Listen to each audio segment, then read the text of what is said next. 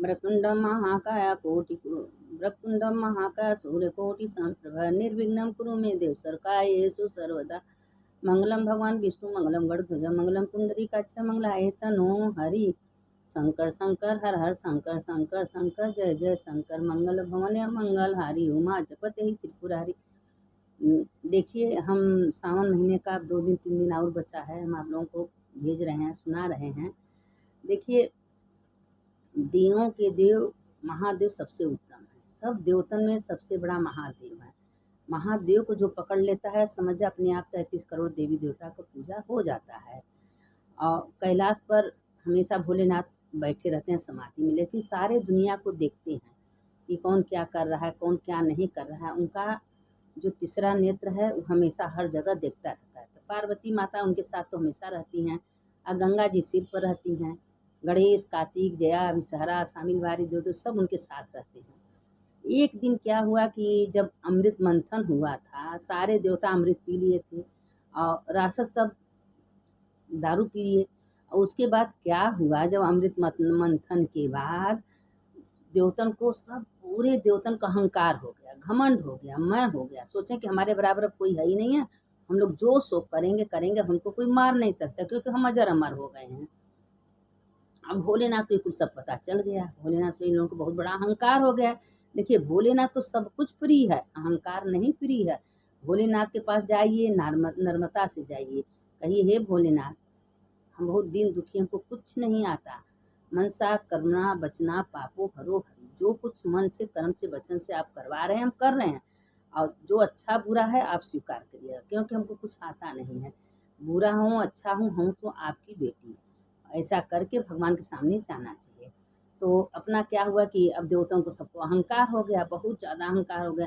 सारे देवता को भगवान बुलाए बुलाए और एक तिनका वहाँ रख दिया, कहें सारे देवता मिल के या लकड़ी उठा लीजिए।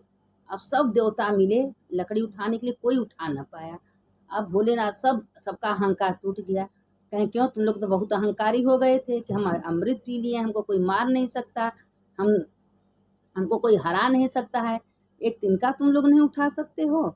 तो सारे देवता मूड़ी झुका झुका के अपने कर्म पे संनिंदा हो गए कि हाँ भोलेनाथ, हमको अहंकार हो गया था, हम अमृत के लिए सोचे कि वास्तव में हम लोग को कोई मार नहीं सकता, प्रभु क्षमा करिए, हम बहुत बड़ा गलती की। अब सारे देवता भगवान भोलेनाथ से माफ़ी मांगने लगे। और मांगते मांगते माता लक्ष्मी माता आई, तो जब भोलेनाथ एक बात कहते हैं, लक्ष्मी माता दौड़ी दौड़ी चली आती हैं। तो देखिए, जहाँ भोलेनाथ का मंदिर रहता है मेन गेट पर माता लक्ष्मी बैठी रहती, इसलिए पहले मंदिर में जाने के पहले माथा पटक के भगवान को प्रणाम करना चाहिए, ताकि आप लक्ष्मी माता को प्रणाम कर रही हैं। अब बेल के वृक्ष के नीचे जो कर रही हैं, बेल वृक्ष के नीचे माता लक्ष्मी का वास है। पीपल में माता लक्ष्मी कभी नहीं विराजती हैं, पीपल में 33 करोड़ देवी देवता हैं, लेकिन माता लक्ष्मी बेले के पेड़ में निवास करती हैं। बेले के पेड़ में जल चढ़ाना, परिक्रमा करना, वहाँ दीप दान करना। अगर वहाँ पार्थेश्वर महादेव का आप पूजा कर रहे हैं तो समझ जितने बेल के पत्ते पत्ते हैं उतने शिवलिंग का पूजा आपका हो जाता है। अगर भोलेनाथ को पहले अर्घा बनाइए, भोलेनाथ का शिवलिंग ऊपर अक्षत रख दीजिए, कलावा से लपेट दीजिए, उसके बाद जो आपके पास है, पत्रम पुष्पम फलम तुहम ए भक्त्या समर्पयामि, जो आपके पास अर्पण करिए, दीपदान करिए, परिक्रमा करिए, भगवान आपका पूजा स्वीकार कर लेंगे। और जितना पत्ता उतना शिवलिंग का पूजा का महत्व आपको मिल जाएगा। थोड़ा सा देखिए, शिवरात्रि के दिन वो बहेलिया वो नहीं सोचता था कि ये बेले का पेड़ है, वो तो सोचा था कि हम इसी तरह बेल पेड़ बैठे उस शिकारी करने के लिए वहाँ बैठा था कि कोई जानवर आएगा, कोई हिरन आएगा, उसको तो मार डालेंगे। लेकिन उसको क्या पता था कि बेल का पेड़ है, और अपने जो बंदूक लिया था उसमें जल भरा था, जो थोड़ा थोड़ा जल गिरते गया, रात भर उसका जागरण हो गया, पत्ती टूट टूट के गिरता गया, भगवान पूजा स्वीकार कर लिए। देखिए, मेरे भोलेनाथ तो ऐसे हैं कि थोड़ा सा भी अगर मन से आप पूजा करें तो उसमें से भी भोलेनाथ स्वीकार कर लेते हैं। तो इसीलिए भोलेनाथ के मंदिर में जाना, जो आपके पास है, पत्रम पुष्पम फलम तो ये में भक्त्या, जो आपके पास अर्पण करिए, भोलेनाथ प्रेम से स्वीकार करते हैं। तो एक दिन क्या हुआ कि काशी भ्रमण करने के लिए, और जिसके सामने है, लोग कहते हैं, हमारे गुरु जी खुद कहे हैं, हम आप लोगों से अपने मन से कोई बात नहीं कहते हैं, सारे शास्त्र की बात कहते हैं कि बेल वृक्ष का दर्शन करना, उनको स्पर्श करना, उनका परिक्रमा करना, स्वयं 33 करोड़ देवी देवता का पूजा पाठ अपने आप हो जाता है, क्योंकि बेल वृक्ष के नीचे 33 करोड़ देवी देवता का वास होता है। अगर बेल वृक्ष के नीचे एक शिवलिंग अगर आप लोग बना के पूजा कर रही हैं तो समझ जाए कि 33 करोड़ देवी देवता का पूजा हो गया और उतना शिवलिंग पूजा करने का आपको पुण्य मिलेगा। और सावन महीना में तो भोलेनाथ का दिन चला विशेष करके है। अब नंदी पर बैठे भोलेनाथ, अब पार्वती को साथ में लिए चले भ्रमण करने। देखिए सप्त द्वीपों में जैसे अयोध्या, मथुरा, माया, काशी, कांची, अवंतिका, पुरी, द्वारावती, सत्या, मोक्षदायक, ये सप्त द्वीपों सबसे उत्तम काशी है। भगवान स्वयं श्री पुराण में कहे हैं कि काशी जैसा प्रिय हमको कोई जगह नहीं है। 7 पुरी का महत्व दिए हैं, लेकिन 7 पुरी में काशी सबसे प्रिय भोलेनाथ को है। और 7 नदी में गंगा सबसे प्रिय है। जैसे ओम गंगे च यमुने च गोदावरी सरस्वती नर्मदे सिंधु कावेरी जले अस्मिन् सन्निधिं कुरु। तो इस सप्त नदी में गंगा सबसे प्रिय है भोलेनाथ को। तो काशी में गंगा भी है, काशी है, इसलिए लोग कहते हैं हर हर महादेव शंभो काशी विश्वनाथ गंगे। तो गंगा भी आ जाती है, विश्वनाथ काशी। ये जब रोज सवेरे संध्या लोग नाम लेते हैं तो उनके समस्त पाप क्षण भर में नष्ट हो जाते हैं। इसलिए मंदिर में जाके पहले घंटी बजाना चाहिए, प्रणाम करना चाहिए, हर हर महादेव हर हर, भोलेनाथ उसकी ऋणी हो जाते हैं। तो पार्वती माता भोलेनाथ विचर रहे थे, देख रहे थे, तो देख रहे थे कि एक ननद भाभी थी। ननद को 3 बच्चे थे, 3 बच्चे थे। अब भाभी को कभी कोई बच्चे, क्योंकि भाभी कभी शिव जी का पूजा नहीं करती थी, दिन भर सोती थी, खाती थी, कभी भगवान का नाम नहीं लेती थी। तो जैसे करनी उसी भरनी, जैसे कर्म आप करेंगे ना उसी तरह फल भगवान आपको देंगे। आपका बुरा कर्म का फल मिलता है तो अच्छा कर्म का भी फल मिलता है। वह कभी भगवान का नाम नहीं लेना, स्मरण नहीं करना, कोई व्रत नहीं करना, सावन का सोमवार का व्रत नहीं करना, कुछ नहीं करती थी। और ननद को 3 बच्चे थे, लेकिन उसको देख के जलन होता था कि हमारी ननद कैसी सुखी है, हमारे ननद के पास सब कुछ है, मेरे पास तो औलाद नहीं है, मेरे पास कुछ नहीं है। तो उसके पति को कुछ नहीं पता। एक दिन क्या हुआ कि ढेर सारा खिलौना ली, उसमें कुल कीड़ा बिच्छी गोजर भर के पैक करके भेज दी, कहीं जाइए अपने भांजों को दी आइए ताकि आपका भांजा पाके खुश हो जाएंगे। अब उसके मन में क्या था, वो ठीक है, गया अपने भांजों के पास लेके, तो देखे तो उसमें सब खिलौना बन गया, कुछ नहीं हुआ। अब इंतजार कर रही थी कि तीनों को काट लेगा कीड़ा बिच्छू तो आवाज आएगा, खबर आएगा कि तीनों बच्चे मर गए। देखे तो वहाँ कुछ भाई, भोलेनाथ तो भक्त है, भोलेनाथ कभी नाग बिच्छू तो भोलेनाथ का सब शिष्या है। भोलेनाथ का जो शिष्या रहे, जो भोलेनाथ का भक्त रहेगा उसको भोलेनाथ कुछ होने देंगे, कुछ नहीं हुआ। फिर उसके बाद क्या हुआ कि वह लड्डू बनाई, लड्डू पूरी लड्डू में जहर भर के, और जहर खूब ज़्यादा, मतलब कि बहुत मात्रा में जहर ना के लड्डू बनाई। अपने पति को अपने ननद के पास भेज दी कि जाओ अपने बहन को दी आओ, भांजा आपको खाएंगे लड्डू, खुश होंगे, और सोची कि लड्डू सब खा के मर जाएंगे। अब वो लड्डू लेके गया, उसके मन में कोई पाप, उसको कुछ भी पता नहीं था, और लड्डू लेके गया अपने भांजों को लिए। भांजे बड़े खुश हो कि मामा आया लड्डू लेके आया है। लड्डू में तो पूरी लड्डू में जहर, लेकिन उस भोलेनाथ जहर को अमृत में, जहर सारे भोलेनाथ पी लिए, अमृत बना दिए। जब अमृत बना, लड्डू सब बच्चे प्रेम से खाए, कुछ नहीं हुआ। अब इंतजार कर रही थी लड्डू खाएंगे तो बच्चे मर जाएंगे, खबर आएगा हमारे ननद के, उनके बच्चे मर गए। लेकिन भोलेनाथ के रहते काहे कि कोई कुछ करे, भाई भोलेनाथ का भक्ति है, भोलेनाथ का आराधना कर रही हैं, पूजा कर रही हैं, जब करें तो क्या भोलेनाथ कुछ होए थोड़ी ना देंगे, कुछ नहीं हुआ। फिर एक दिन क्या हुआ कि हार गई, जब जान गई कि इसके बच्चे मरने वाले नहीं हैं, तो कही कि जाओ अपने बहन को यहाँ ले आओ, हमारा मन कर रहा है, मेरे घर में कोई औलाद नहीं है, कम से कम बच्चों के साथ हम खेलेंगे, मेरा मन लगेगा। उसके मन में तो जहर भरा है। देखिए ऊपर से कोई क्या बोल रहा है, उसके मन में क्या है, सब भगवान देखते हैं। अब उसके भाई गए, बहन चलो बच्चों को लेके घर, बहुत दिन हो गया, लेके घर आई। तो एक दिन क्या हुआ कि अपने ननद से कही कि दीदी हम बच्चों को ले जा रहे हैं घुमाने के लिए। तो भाई उसके मन में तो कोई पाप नहीं, कह ले जाओ दीदी, कोई बात नहीं है। और उसने क्या हुआ कि एक तालाब था, तालाब के संगे लेके गई, और तीनों बच्चों को लेके गई, और एक तालाब के किनारे नाव था, उसमें बैठ गई, बच्चों को बीचे तालाब में ले गई, और तीनों बच्चों को तालाब में ढकेल दी। ढकेलने के बाद अपने घर आ गई। उसमें बहुत बड़ा बरगद का पेड़ था, पूरा नीचे ले गया था। भगवान अपना वो बरगद का पेड़ पूरा तालाब में फैला दिए थे, और बरगद पेड़ तीनों बच्चे पकड़ लिए, पकड़ के धीरे धीरे घिसते घिसते। अब जब घर आई तो पूछी भाभी बच्चे तो आपके साथ गए थे, तो कहीं आए होंगे, बच्चे का तो बाहर खेल रहे होंगे, और नहीं बताई कि हमने बच्चों के संगे क्या किया। लेकिन वहाँ भोलेनाथ तो बचा लिए तीनों बच्चों को। जब तीनों बच्चों को बचा लिए तो अब उस दिमाग में जब देखे संझा होते होते तीनों बच्चे सही सलामत घर आ गए। अब उसके मन में हुआ कि आखिर क्या कारण है, इसके बच्चों को हम इतना मारने का कोशिश कर रहे हैं, इतना मारने का कोशिश कर रहे हैं लेकिन इसके बच्चे मर क्यों नहीं रहे हैं? हमने जहर दिया, जानवर भेजा, तालाब में ढकेल दिया, उसके बाद सब कुछ कर रहे हैं, इसके बच्चे मर ही नहीं रहे हैं। हम सोच रहे हैं कि इसके बच्चे मर जाएँ। तो अंत में क्या हुआ कि सोचते फिर तब ये हार गई, जब बच्चों को देखी तब गई अपनी नंद के पैर पर गिर गई। कहे, दीदी ये बताइए आप कौन सा ऐसा व्रत पूजा पाठ करती हैं कि हम आपके संगे बहुत धोखा किए हैं। आपके संगे जानवर भेजे, जहर का लड्डू भेजे, तालाब में ढकेल दिया आपके बच्चे सही सलामत। आखिर ऐसा क्या हो गया कि आपके बच्चे को कुछ नहीं हुआ? हमारे मन में तो पाप था। तो उसकी ननद कही कि भाभी, हम सावन भर स्नान किए हैं, सावन में भोलेनाथ को, पार्थेश्वर महादेव को बनाए हैं, पूजा किए हैं, उनके ऊपर जो है पंचामृत है, दूध है, दही है, घी शहद है, उसके बाद जो मेरे पास है अच्छा सबको भोग लगाए हैं, पूजा किए हैं, धूप दीप नैवेद्य चढ़ाए हैं, और बेलपत्र से पूजा किए हैं, दुर्बा चढ़ाए, समी का पत्ती चढ़ाए हैं। तो क्या भगवान मेरा स्वीकार नहीं करेंगे? जब बुरे कर्म का फल भगवान देते तो क्या अच्छे कर्म का फल भगवान नहीं देंगे? तो कहे, दीदी का पूजा पाठ से सावन महीने का इतना बड़ा महत्व होता है? तो कहें, अब पार्वती जी से भोलेनाथ सब बता रहे हैं कि देखो ननद भाभी है, लेकिन भाभी के मन में कितना बड़ा जहर भरा है, और पार्वती सब देख रही हैं। तो कहें, हाँ भोलेनाथ आप तो सही कह रहे हैं। और कहें, इसका क्या उपाय, उसका क्या अंजाम होगा? कहें, देखो देखती जाओ, पाप का फल तो मिलेगा।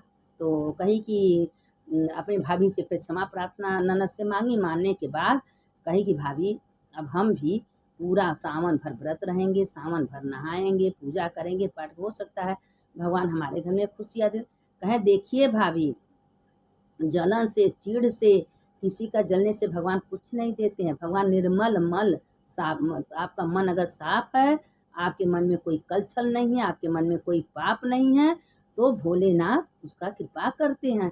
आप सावन भर व्रत करिए, सावन भर स्नान करिए, मन से भगवान भोलेनाथ का पूजा करिए। अब भगवान जी को, भोलेनाथ को गंगा जल जो कुछ आपके पास है चढ़ाइए, और अक्षत है, फूल है, चढ़ा के पूजा आराधना करिए। और प्रदोष काल जानती हैं कब होता है? वही 4:30 के 7 के बीच में, कि प्रदोष काल का, तो उसमें जो दीपदान करते हैं प्रदोष काल में माता पार्वती को भोलेनाथ लेते हैं, उसी समय निकलते हैं। बेले के पेड़ में लक्ष्मी माता वास करती हैं। भोलेनाथ प्रदोष काल में बेले के पेड़ के नीचे झलुआ डालते हैं और पार्वती माता को झुलाते हैं, और उसी समय निकलते हैं घूमने के लिए कि चलो प्रदोष काल हो गया। जिसके घर में प्रदोष काल में अभिषेक, पूजा, रुद्राभिषेक होता है, उसमें भगवान भोलेनाथ तांडव करते हैं और इतना झूम झूम के नाचते हैं कि प्रदोष काल में ये आदमी मेरा पूजा कर रहा है। तो उसी समय क्या हुआ कि तो वो अपना, उसकी भाभी जो है करने लगी, तो भगवान से क्षमा प्रार्थना करके खूब रोई, हे भगवान हम कौन जन्म का इतना पाप किए हैं, सारा उम्र बीत गया, मेरे घर में एक औलाद नहीं है। अब उस सावन मन से, मतलब कि रो के मन से एकदम दुखी होके करने लगी। अब दयालु तो भोलेनाथ कहते हैं, देखिए आप कोई से मित्रता की हैं, 30 दिन अच्छा कर्म की है, अगर एक दिन गलत आपसे हो गया तो वो 30 दिन का छोड़ के एक दिन का आपको याद करके कहेगा आप ऐसे किए, आप वैसे किए। अगर भोलेनाथ 30 दिन आप भोलेनाथ का पूजा नहीं करें, भोलेनाथ को नहीं पकड़े, एक दिन भोलेनाथ को पकड़ लीजिए, 30 दिन भोलेनाथ भूल जाएंगे, एक दिन का याद रखते हैं। मेरे भोलेनाथ ऐसे हैं। इसीलिए कहते हैं कि दुनिया के परपंच में, दुनिया से रिश्तेदारी, मोह माया लगाने से अच्छा है कि भोलेनाथ को पकड़िए।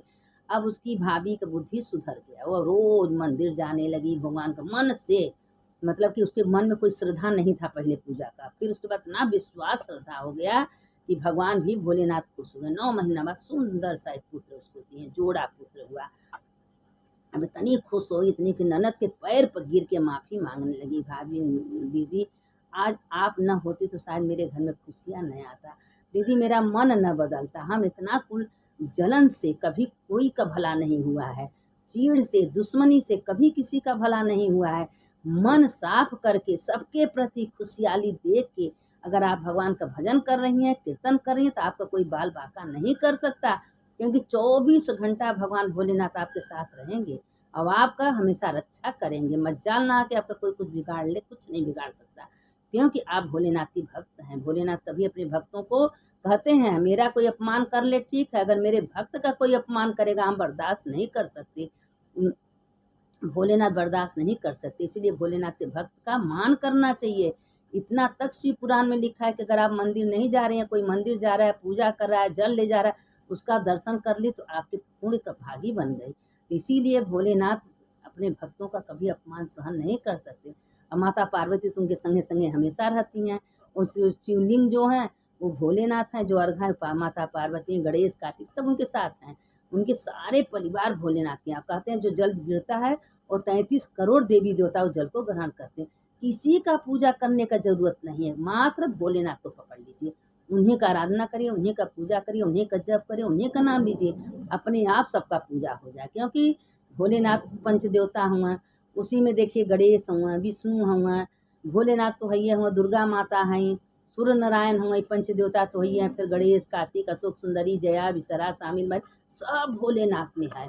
33 करोड़ देवी देवता सब बोले। देखिए हम कोई बात अपने मन से नहीं कहते हैं, सब शास्त्र की बात कहते हैं और शिव पुराण की बात कहते हैं। सारे बात शिव पुराण में लिखा है कि शिव पुराण में कैसे कैसे सावन में रहना चाहिए, सावन में कैसे पूजा करना चाहिए, कैसे भगवान का नाम आराधना करना चाहिए, ये सब सावन महीना में शिव पुराण में लिखा है।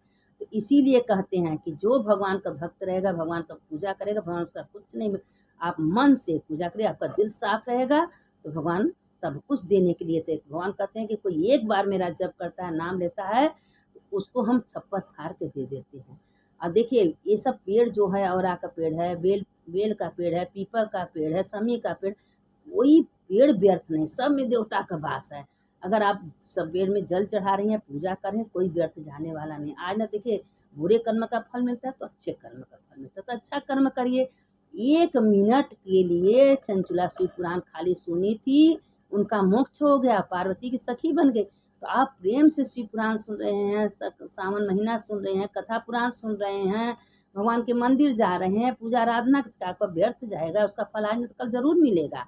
इसीलिए कहते हैं निस्वार्थ होके, मन में कुछ मत रखिए, भगवान का भजन करिए, कीर्तन करिए, देखिए उसका फल आपको जरूर मिलेगा। आज नहीं मिलेगा, कल मिलेगा, मिलेगा। देर होता है लेकिन होता है। अच्छे कर्म करने वाले का अंतिम बहुत अच्छा होता है, बुरे कर्म करने वाले का बहुत अच्छा सब कुछ रहेगा लेकिन उसका अंतिम बहुत बुरा होता है। इसीलिए कहते हैं कि अच्छा कर्म करिए, सबसे प्रेम से बोलिए।